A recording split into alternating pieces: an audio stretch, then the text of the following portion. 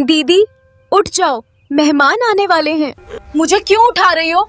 मेरी नींद खराब कर दी। तुम्हारी छोटी बहन सुबह से आग में जल रही है और तुम यहाँ सज धज कर रानी की तरह बैठी हो। कुछ तो शर्म करो। आइए काका जी, आइए काकी जी, आपका इस गरीब के घर में बहुत स्वागत है। तू बाहर बैठ, मेहमानों के सामने तेरे पसीने वाले कपड़े अच्छे नहीं लगेंगे। खाना मैं परोस दूंगी। काकी जी, ये सब मैंने अपने हाथों से बनाया है। वाह बेटी चंदा, तुम्हारे हाथों में तो अन्नपूर्णा का वास है। यशोदा बहन, मुझे तुम्हारी दोनों बेटियां पसंद हैं। इसी महीने हम दोनों बहनों का रिश्ता अपने दोनों बेटों से तय करते हैं।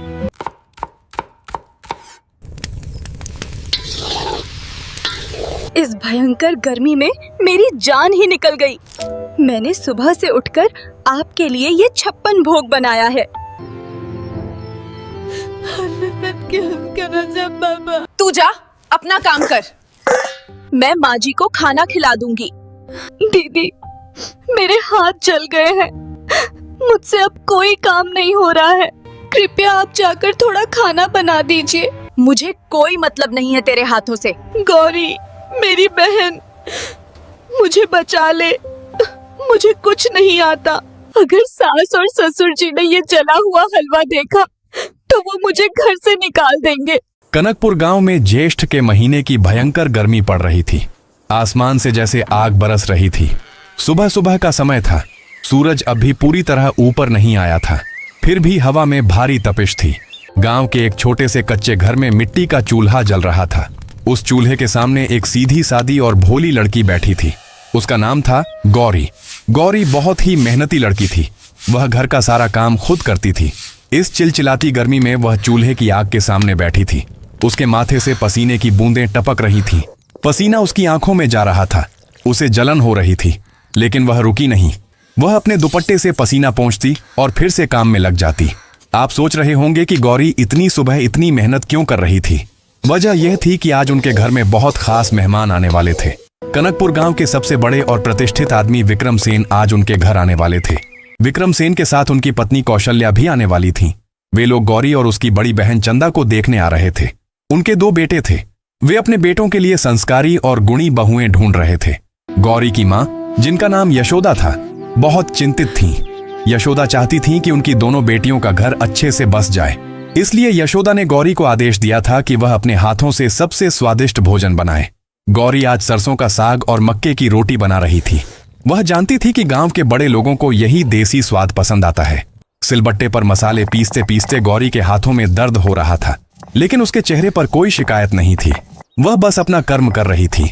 अब ध्यान दीजिए, घर के एक दूसरे हिस्से में क्या हो रहा था। घर के अंदर एक ठंडे कमरे में खस की चटाई बिछी हुई थी। खस की चटाई गर्मियों में बहुत ठंडक देती है। उस चटाई पर गौरी की बड़ी बहन चंदा आराम से सो रही थी। चंदा दिखने में बहुत सुंदर थी, लेकिन उसका स्वभाव गौरी से बिल्कुल उल्टा था। चंदा बहुत आलसी थी। उसे काम करना बिल्कुल पसंद नहीं था। वह चाहती थी कि उसे बिना कुछ किए ही सब कुछ मिल जाए। उसे आराम बहुत प्यारा था। गौरी बाहर पसीना बहा रही थी और चंदा अंदर मीठे सपने देख रही थी। दोनों एक ही माँ की बेटियां थीं, लेकिन दोनों के कर्म और विचार एकदम अलग थे। सूरज और ऊपर चढ़ गया। धूप तेज हो गई। गौरी का सारा खाना बनकर तैयार हो गया। चूल्हे की आग बुझ चुकी थी, लेकिन सरसों के साग की महक पूरे आंगन में फैल गई थी। वह महक इतनी अच्छी थी कि किसी की भी भूख बढ़ जाए। गौरी थक कर चूर हो गई थी। वह उठी और अंदर कमरे में गई। उसने देखा कि उसकी बड़ी बहन चंदा अभी तक सो रही है। गौरी ने चंदा को धीरे से हिलाया। दीदी उठ जाओ, मेहमान आने वाले हैं। चंदा ने बहुत आलस के साथ अपनी आंखें खोली। वह गुस्सा हो गई। उसने कहा, मुझे क्यों उठा रही हो? मेरी नींद खराब कर दी। गौरी ने उसे समझाया कि विक्रम सेन और उनकी पत्नी कौशल्या किसी भी समय आ सकते हैं। यह सुनते ही चंदा एकदम से उठ खड़ी हुई। उसे पता था कि विक्रम सेन बहुत अमीर आदमी हैं। चंदा के मन में लालच आ गया। वह बिना कोई काम किए उस अमीर घर की बहू बनना चाहती थी। चंदा तुरंत नहाने चली गई। नहा धोकर उसने अपने सबसे अच्छे कपड़े पहने। उसने खूब सारा श्रृंगार किया, बालों में तेल लगाया और आंखों में काजल डाला। वह सज धज कर तैयार हो गई। चंदा ने रसोई में जाकर कोई मदद नहीं की। उसने एक बार भी गौरी से नहीं पूछा कि वह थक तो नहीं गई है। चंदा बस एक हाथ वाला पंखा लेकर घर के बाहर चौपाल पर जाकर बैठ गई। वह हवा झलने लगी और मेहमानों का इंतजार करने लगी। माँ यशोदा ने चंदा को देखा। उन्हें बहुत गुस्सा आया। यशोदा ने चंदा को डांटा। उन्होंने कहा, तुम्हारी छोटी बहन सुबह से आग में जल रही है और तुम यहाँ सज धज कर रानी की तरह बैठी हो। कुछ तो शर्म करो। लेकिन चंदा ने अपनी माँ की बात को अनसुना कर दिया। उसने एक कान से सुना और दूसरे से निकाल दिया। चंदा के चेहरे पर एक अजीब सी मुस्कान थी। वह मन ही मन कुछ चालाकी सोच रही थी। इसका मतलब यह था कि चंदा को अपनी माँ की डांट का कोई असर नहीं हो रहा था। उसे बस अपने स्वार्थ से मतलब था। तभी गांव की कच्ची सड़क पर धूल उड़ती हुई दिखाई दी। बैलगाड़ी के पहियों की आवाज आने लगी। विक्रम सेन और उनकी पत्नी कौशल्या आ गए थे। विक्रम सेन का व्यक्तित्व बहुत प्रभावशाली था। उनके चेहरे पर एक तेज था। कौशल्या एक बहुत ही सुलझी हुई और समझदार महिला लग रही थी। वे दोनों चौपाल के पास आए। चंदा तो पहले से ही वहां बैठी थी। उसने तुरंत अपना पंखा नीचे रखा। वह बहुत सलीके से उठी। उसने झुककर दोनों के पैर छुए। चंदा ने बहुत ही मीठी आवाज में उनका स्वागत किया। आइए काका जी, आइए काकी जी, आपका इस गरीब के घर में बहुत स्वागत है। चंदा की आवाज में बहुत मिठास थी, लेकिन वह मिठास सच्ची नहीं थी। वह दिखावा था। कौशल्या को चंदा का यह व्यवहार बहुत अच्छा लगा। उन्हें लगा कि यह लड़की बहुत संस्कारी है। यशोदा और गौरी भी बाहर आ गईं। सब लोग अंदर आंगन में आकर बैठ गए। कुछ देर बातचीत हुई। फिर भोजन का समय आ गया। अब यहां सबसे बड़ी चाल चली गई। ध्यान से सुनिएगा। जैसे ही यशोदा ने कहा कि खाना तैयार है, चंदा तुरंत उठकर रसोई में चली गई। गौरी भी उसके पीछे जाने लगी, लेकिन चंदा ने गौरी को रोक दिया। तू बाहर बैठ। मेहमानों के सामने तेरे पसीने वाले कपड़े अच्छे नहीं लगेंगे। खाना मैं परोस दूंगी। भोली गौरी अपनी बहन की चालाकी नहीं समझ पाई। उसे लगा कि उसकी बड़ी बहन उसकी परवाह कर रही है। गौरी चुपचाप बाहर ही रुक गई। चंदा ने पीतल की थालियों में खाना निकाला। उसने कटोरियों में सरसों का साग डाला और मक्के की रोटियों पर ढेर सारा सफेद मक्खन रखा। वह बहुत नजाकत के साथ थालियां लेकर बाहर आई। चंदा ने खाना विक्रम सेन और कौशल्या के सामने परोसा। उसने बहुत प्यार से कहा, काकी जी, ये सब मैंने अपने हाथों से बनाया है। सुबह से ही मैं आपके लिए तैयारी कर रही थी। मुझे लगा आपको देसी खाना पसंद आएगा। चंदा सफेद झूठ बोल रही थी। उसने एक तिनका भी नहीं तोड़ा था, लेकिन वह सारा श्रेय खुद ले रही थी। कौशल्या ने पहला निवाला खाया। सरसों के साग का वह स्वाद, मक्के की रोटी की वह सौंधी महक। कौशल्या हैरान रह गईं। उन्होंने अपनी पूरी जिंदगी में इतना स्वादिष्ट खाना नहीं खाया था। उस खाने में गौरी की घंटों की मेहनत और लगन मिली हुई थी। लेकिन कौशल्या को लगा कि यह चंदा के हाथों का जादू है। कौशल्या ने खुश होकर कहा, वाह बेटी चंदा, तुम्हारे हाथों में तो अन्नपूर्णा का वास है। जो लड़की इतना स्वादिष्ट भोजन बना सकती है, वो अपना घर भी बहुत अच्छे से संभाल सकती है। चंदा ने अपना सिर झुका लिया। उसने झूठी शर्म का नाटक किया। उसने कहा, ये तो आपका बड़प्पन है काकी जी। मैं तो बस घर के काम करना जानती हूँ। चंदा की इन मीठी मीठी बातों और चूल्हे के उस बेजोड़ स्वाद ने कौशल्या के दिमाग पर जादू कर दिया। वे पूरी तरह से प्रभावित हो गईं। कौशल्या ने उसी वक्त फैसला कर लिया।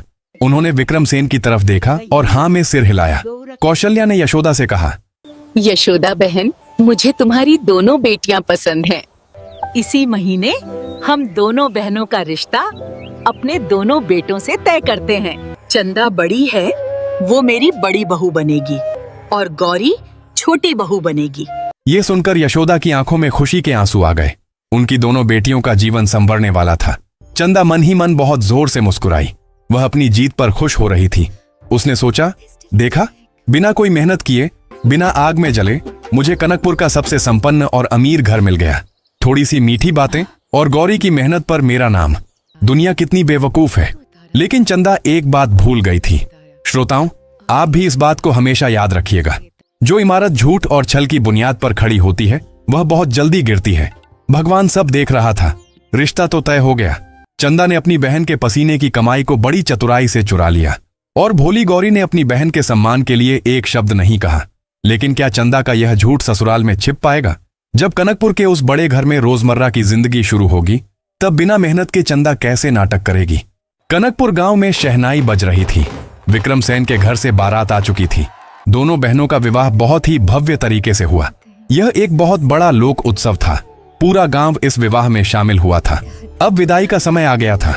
विदाई का मतलब होता है अपना घर छोड़ना। एक लड़की के लिए यह सबसे भारी समय होता है। गौरी बहुत बुरी तरह रो रही थी। उसकी आंखों से आंसू रुक नहीं रहे थे। वजह यह थी कि वह अपनी जन्मभूमि छोड़ रही थी। वह अपनी माँ और अपने मायके से दूर जा रही थी। गौरी का दिल बहुत साफ था। उसके अंदर सच में पीड़ा थी। लेकिन चंदा का हाल अलग था। चंदा दिखावे के लिए थोड़ा रो रही थी, लेकिन अंदर से वह बहुत खुश थी। चंदा की खुशी का कारण क्या था? कारण यह था कि उसे अब विक्रम सेन जैसे अमीर ससुर मिल गए थे। उसे लगा कि अब उसे जीवन भर कोई काम नहीं करना पड़ेगा, वह तो बस राज करेगी। दोनों बहनें बैलगाड़ी में बैठकर अपने ससुराल पहुंच गईं। ससुराल में उनका बहुत अच्छे से स्वागत हुआ। गृह प्रवेश की रस्म पूरी हुई। दोनों बहनों ने अपने अपने कमरों में प्रवेश किया। वह रात आराम से बीत गई। अब अगली सुबह की बात करते हैं। यह ससुराल में दोनों बहनों की पहली सुबह थी। गांव के मुर्गे ने बांग दी। अभी अंधेरा ही था। भोर का समय था। आसमान में हल्का हल्का उजाला हो रहा था। गौरी बहुत संस्कारी थी। वह अपनी पुरानी आदत के अनुसार भोर में ही उठ गई। हमारे पुराने समय में एक नियम होता था। नई बहू की पहली रसोई का बहुत महत्व होता था। पहली रसोई में बहू पूरे परिवार के लिए अपने हाथों से खाना बनाती है। इसी से पता चलता है कि बहू कितनी गुणी है। गौरी ने बिना किसी को जगाए अपना काम शुरू कर दिया। वह सबसे पहले घर के बाहर गई। उसने कुएं से भारी बाल्टियां भरकर पानी निकाला। फिर उसने उस पानी से पूरा आंगन लीपा। आंगन लीपने में बहुत मेहनत लगती है। गौरी की कमर दर्द करने लगी थी। इसके बाद गौरी रसोई में गई। उसने पहली रसोई के लिए 56 भोग बनाने शुरू किए। 56 भोग का मतलब है बहुत तरह के स्वादिष्ट पकवान। गौरी ने बेसन के पकौड़े बनाए। उसने कई तरह के मिष्ठान बनाए। उसने बहुत सारा गाजर कसकर गाजर का हलवा भी बनाया। चूल्हे की आग बहुत तेज थी। गर्मी का मौसम था। गौरी के चेहरे पर पसीने की धार बह रही थी। पसीने से उसकी नई चुनरी पूरी तरह भीग चुकी थी। वह आग की तपिश सह रही थी, लेकिन वह रुकी नहीं। वह अपने ससुराल वालों को खुश करना चाहती थी। यही उसका धर्म था। अब चंदा का हाल सुनिए। आप सोच रहे होंगे कि चंदा कहाँ थी। चंदा अपने कमरे में मजे से सो रही थी। उसे किसी काम की कोई चिंता नहीं थी। जब सूरज काफी ऊपर चढ़ गया तब चंदा अलसाई हुई उठी। उसने देखा कि धूप बहुत तेज हो गई है। वह समझ गई कि उसे देर हो गई है। चंदा बहुत चालाक थी। उसने तुरंत एक चाल सोची। चंदा ने जल्दी से स्नान किया। उसने अच्छे कपड़े पहने। वह बिल्कुल ताजा और साफ सुथरी लग रही थी। फिर वह दबे पांव रसोई की तरफ गई। रसोई में गौरी सारा खाना बना चुकी थी। भोजन तैयार था। गौरी पसीने से लथपथ होकर एक किनारे खड़ी थी। उसी वक्त चंदा ने देखा कि सास कौशल्या रसोई की तरफ आ रही हैं। चंदा ने बिना एक पल गंवाए कड़छी, बड़ा चम्मच अपने हाथ में ले ली। वह ऐसे खड़ी हो गई जैसे वहीं सब कुछ बना रही हो। कौशल्या ने रसोई में प्रवेश किया। उन्होंने देखा कि पूरा भोजन तैयार है और चंदा के हाथ में कड़छी है। कौशल्या को लगा कि यह सारा काम चंदा ने ही किया है। चंदा ने तुरंत नाटक शुरू कर दिया। वह जोर जोर से हाँफने लगी। उसने बहुत ही थकी हुई आवाज में कहा, मान जी, देखिए ना, इस भयंकर गर्मी में मेरी जान ही निकल गई। मैंने सुबह से उठकर आपके लिए ये 56 भोग बनाया है और ये गौरी तो अभी अभी सोकर उठी है। ये तो रसोई में अभी आई है। यहाँ सबसे बड़ा झूठ बोला गया। चंदा ने अपनी बहन की पूरी मेहनत पर पानी फेर दिया। उसने सारा श्रेय खुद ले लिया। कौशल्या को चंदा की बातों पर पूरा विश्वास हो गया। उन्होंने चंदा को आशीर्वाद दिया। कौशल्या ने गौरी को डांटते हुए देखा। कौशल्या को लगा कि गौरी कामचोर है। गौरी यह सब देख रही थी। वह हैरान थी, लेकिन वह चुप रही। उसने अपनी सास को सच नहीं बताया। अब दिन बीत गया। रात का समय आ गया। रात के भोजन की तैयारी हो रही थी। गौरी रसोई में एक किनारे बैठी थी। वह सिलबट्टे पर हरी चटनी पीस रही थी। सिलबट्टा पत्थर का होता है। उसे चलाना बहुत मुश्किल होता है। गौरी पसीना बहा रही थी। उसके हाथों की नसें खींच रही थीं, लेकिन वह पूरे मन से चटनी पीस रही थी। चंदा बस पास में खड़ी होकर देख रही थी। तभी दरवाजे पर किसी की आहट हुई। वह ननद तुलसी थी। तुलसी विक्रम सेन और कौशल्या की बेटी थी। चंदा की नजर जैसे ही तुलसी पर पड़ी, उसने फिर से अपनी चालाकी दिखाई। चंदा ने तुरंत गौरी के हाथ से सिलबट्टा अपनी तरफ खिसका लिया। चंदा सिलबट्टा चलाने का दिखावा करने लगी। वह ऐसे हाँफने लगी जैसे वह बहुत देर से मेहनत कर रही है। तुलसी ने अंदर आकर देखा कि चंदा चटनी पीस रही है और गौरी खाली बैठी है। तुलसी को भी लगा कि चंदा ही सारा काम करती है। गौरी यह सब देख रही थी। उसके साथ फिर से छल हुआ था, लेकिन गौरी इस बार भी खामोश रही। श्रोताओं, आप सोच रहे होंगे कि गौरी चुप क्यों रही, वह क्यों नहीं चिल्लाई। वजह यह थी कि गौरी बहुत भोली थी। वह अपनी बड़ी बहन से बहुत प्यार करती थी। वह अपनी बड़ी बहन का सम्मान बचाना चाहती थी। गौरी नहीं चाहती थी कि ससुराल में पहले ही दिन कोई झगड़ा हो। वह घर की शांति बनाए रखना चाहती थी। इसीलिए उसने इस अपमान का घूंट पी लिया। लेकिन गौरी के दिल में एक बहुत गहरी टीस उठी। उसे बहुत दर्द हुआ। उसे लगा कि इस दुनिया में उसकी मेहनत का कोई मोल नहीं देख रहा है। जो पसीना बहाता है वह पीछे रह जाता है और जो छल करता है वह आगे बढ़ जाता है। यह सोचकर गौरी की आंखें भर आईं। चंदा जीत चुकी थी। वह सबको बेवकूफ बना रही थी। लेकिन क्या यह झूठ हमेशा छिप सकता है? ननद तुलसी बहुत समझदार लड़की थी। उसकी नजरें बहुत तेज थीं। तुलसी ने जाते जाते कुछ ऐसा देख लिया था जो किसी और ने नहीं देखा। तुलसी ने देखा था कि चटनी पीसने वाले पत्थर पर जो हाथ के निशान थे वे चंदा के नहीं थे। चंदा के हाथ तो एकदम साफ थे। तुलसी के मन में एक गहरा शक पैदा हो गया था। उसे लगा कि इस घर में कुछ बहुत गलत हो रहा है। कनकपुर में गर्मी अपने चरम पर थी। आसमान से जैसे आग बरस रही थी। सास कौशल्या की तबीयत थोड़ी ढीली थी। उन्हें हींग जीरे की खिचड़ी खानी थी। भोली गौरी तुरंत रसोई में गई। उसने बहुत जतन से हींग और जीरे का तड़का लगाया। उसने बहुत प्यार से सास के लिए खिचड़ी बनाई। पसीने से गौरी का बुरा हाल था। वह कटोरी में खिचड़ी लेकर सास के कमरे की तरफ चली। लेकिन रास्ते में ही चंदा मिल गई। चंदा ने तुरंत गौरी के हाथ से खिचड़ी की कटोरी छीन ली। चंदा ने कहा, तू जा, अपना काम कर। मैं माँ जी को खाना खिला दूंगी। गौरी सीधी थी। वह चुपचाप लौट गई। चंदा ने सास के कमरे में जाकर वह खिचड़ी अपने नाम से परोस दी। सास ने खिचड़ी खाई और चंदा की खूब तारीफ की। चंदा ने एक बार फिर मुफ्त की वाहवाही लूट ली। अब ध्यान दीजिए, इसके बाद क्या हुआ।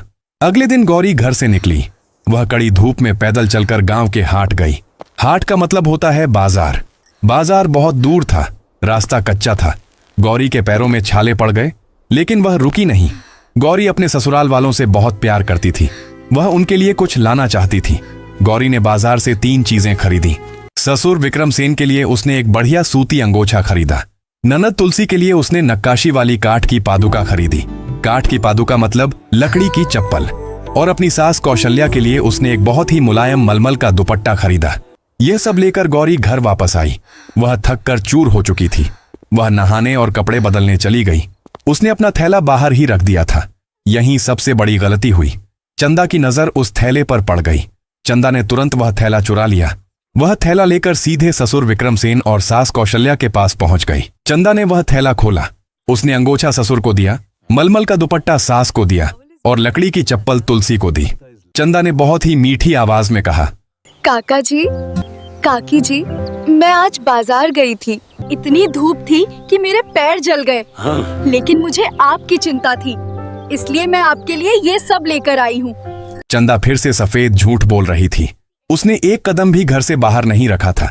लेकिन वह गौरी का लाया हुआ सारा सामान अपने नाम से बांट रही थी। ससुर विक्रमसेन बहुत खुश हुए। सास कौशल्या की आंखें भर आईं। विक्रमसेन ने चंदा के सिर पर हाथ रखा। उन्होंने कहा, बेटी, तुम तो कलयुग में श्रवण कुमार जैसी बहू हो, जो इस भयंकर गर्मी में हमारे लिए इतना कष्ट सह सकती है। वो कोई साधारण लड़की नहीं है। उसके बाद विक्रमसेन ने गौरी को ताना मारा। उन्होंने कहा, और एक वो छोटी बहू गौरी है, दिन भर बस कामचोरी करती है, न किसी की परवाह है, न कोई काम करती है। ये बात गौरी ने अपने कमरे से सुन ली। श्रोताओं, आप सोच सकते हैं कि गौरी के दिल पर क्या गुजरी होगी। गौरी फूट फूट कर रोने लगी। वह अंदर ही अंदर टूट गई थी। वह अपनी बड़ी बहन की इस क्रूर चालाकी से बहुत आहत थी। वह अपनी बहन से लड़ना चाहती थी, लेकिन संस्कार उसे रोक रहे थे। लेकिन याद रखिए, ऊपर वाला सब देखता है।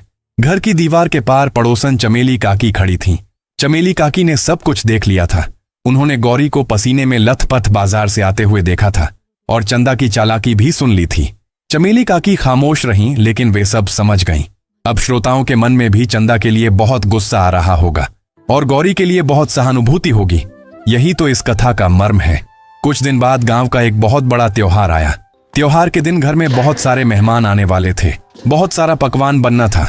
गौरी सुबह से रसोई में लगी थी। बड़ी बड़ी कड़ाहियों में तेल उबल रहा था। चूल्हे की आग बहुत तेज थी। आग की तपिश और भारी काम की वजह से गौरी के हाथ बुरी तरह जल गए। उसके हाथों में बड़े बड़े लाल छाले पड़ गए। गौरी दर्द से कराह उठी। गौरी भागकर चंदा के पास गई। उसने रोते हुए कहा, दीदी, मेरे हाथ जल गए हैं। मुझसे अब कोई काम नहीं हो रहा है। कृपया आप जाकर थोड़ा खाना बना दीजिए। बाहर मेहमान बैठे हैं। चंदा अपने कमरे में आराम कर रही थी। उसने गौरी की तरफ बहुत ही कठोर नजरों से देखा। चंदा ने साफ इनकार कर दिया। मुझे कोई मतलब नहीं है तेरे हाथों से। जैसे तू अब तक काम करती आई है वैसे ही कर। मुझे तो खाना बनाना आता ही नहीं है, मैं क्यों आग में जलूं? चंदा ने यह बात बहुत जोर से कही थी और यही उसकी जिंदगी की सबसे बड़ी भूल थी। आप सोच रहे होंगे कि भूल क्या थी। भूल यह थी कि चंदा की यह बात ननद तुलसी ने छिपकर सुन ली थी। तुलसी दरवाजे के पीछे खड़ी थी। तुलसी का दिल दहल गया। तुलसी को अपनी कानों पर विश्वास नहीं हुआ। जिस चंदा भाभी को पूरा घर अन्नपूर्णा मानता था, वह कह रही है कि उसे खाना बनाना आता ही नहीं। तुलसी के दिमाग में सारी कड़ियां जुड़ गईं। उसे समझ आ गया कि पहली रसोई से लेकर आज तक सारा काम गौरी भाभी ही कर रही थी और चंदा भाभी सिर्फ झूठ का नाटक कर रही थी। तुलसी बहुत ही न्यायप्रिय लड़की थी। उसने तुरंत एक बहुत बड़ी योजना बनाई। तुलसी सीधे अपनी माँ कौशल्या के पास गई। तुलसी ने अपनी माँ से जिद पकड़ ली। उसने कहा, माँ, आज त्योहार है, मैं बाहर का कोई मिठाई नहीं खाऊंगी। आज मैं सिर्फ अपनी मेहनती बड़ी भाभी चंदा के हाथों का गाजर का हलवा खाऊंगी। चंदा भाभी के हाथों में तो जादू है। कौशल्या को अपनी बेटी की बात बहुत अच्छी लगी। कौशल्या ने चंदा को बुलाया। कौशल्या ने आदेश दिया, चंदा बहू, आज तुम तुलसी के लिए अपने हाथों से गाजर का हलवा बनाओगी। चंदा का चेहरा एकदम पीला पड़ गया। उसके पैरों तले जमीन खिसक गई। चंदा बुरी तरह फंस चुकी थी। वह ना तो मना कर सकती थी और ना ही उसे हलवा बनाना आता था। मरता क्या ना करता। चंदा कांपते हुए पैरों से रसोई में गई। रसोई में जाते ही चंदा हांफने लगी। उसे कुछ समझ नहीं आ रहा था कि क्या करे। उसने कड़ाही गैस पर रखी। उसने गाजर कसने की कोशिश की, लेकिन उसके हाथ कटने लगे। उसने सारा गाजर कड़ाही में डाल दिया। उसे पता ही नहीं था कि कितना घी डालना है और कितनी चीनी। चंदा ने हलवे में बहुत सारा पानी डाल दिया। हलवा नीचे से जलने लगा। पूरे घर में जलने की बदबू फैलने लगी। चंदा बदहवास हो गई। वह रोने लगी। उसे अपना घमंड टूटता हुआ नजर आ रहा था। वह भागकर गौरी के पास गई। चंदा गौरी के पैरों में गिर पड़ी। चंदा रोते हुए मिन्नतें करने लगी। गौरी, मेरी बहन, मुझे बचा ले, मुझे कुछ नहीं आता। अगर सास और ससुर जी ने ये जला हुआ हलवा देखा तो वो मुझे घर से निकाल देंगे। गौरी के हाथ जले हुए थे, लेकिन उसका दिल अभी भी अपनी बहन के लिए पसीज गया। लेकिन असली खेल तो अब शुरू हुआ था। तुलसी ने यह सब देख लिया था। तुलसी भागकर बाहर गई।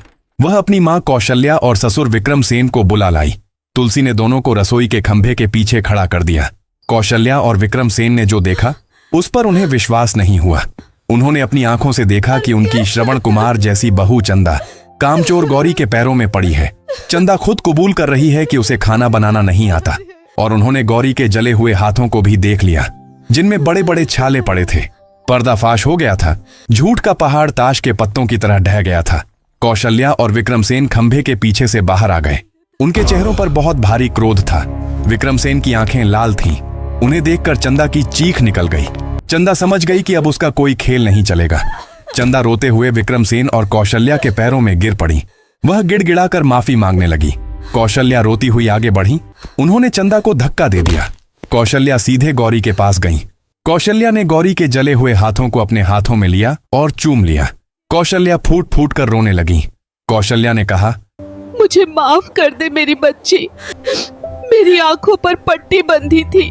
मैं तेरे पसीने और तेरी मेहनत को नहीं पहचान पाई। तू तो साक्षात देवी है जो बिना कुछ कहे सब सहती रही। गौरी भी अपनी सास के गले लगकर रोने लगी। घर का माहौल बहुत ही भावुक हो गया था। तब गांव के मुखिया और घर के सबसे बड़े आदमी विक्रमसेन आगे आए। उन्होंने पूरे परिवार को संबोधित किया। विक्रमसेन की आवाज में एक गूंज थी। विक्रमसेन ने एक बहुत ही शक्तिशाली सीख दी, जिसे आप सभी श्रोताओं को हमेशा याद रखना चाहिए। विक्रमसेन ने कहा, छलावे की उम्र बहुत छोटी होती है बेटी।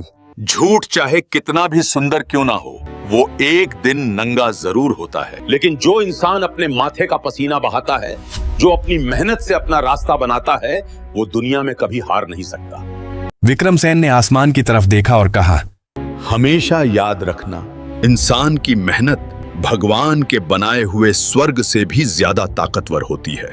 कनकपुर के उस आंगन में अब न्याय हो चुका था। गौरी को उसका सम्मान और उसका हक मिल गया था और चंदा को अपने कर्मों का फल। यहीं पर हमारी यह कथा समाप्त होती है। अगर कहानी पसंद आई तो लाइक जरूर करें, दोस्तों के साथ शेयर कर दें और ऐसी ही मोटिवेशन कहानियों के लिए चैनल को सब्सक्राइब करना न भूलें। आपका एक लाइक और शेयर हमें और बेहतर कहानियां लाने की प्रेरणा देता है। धन्यवाद।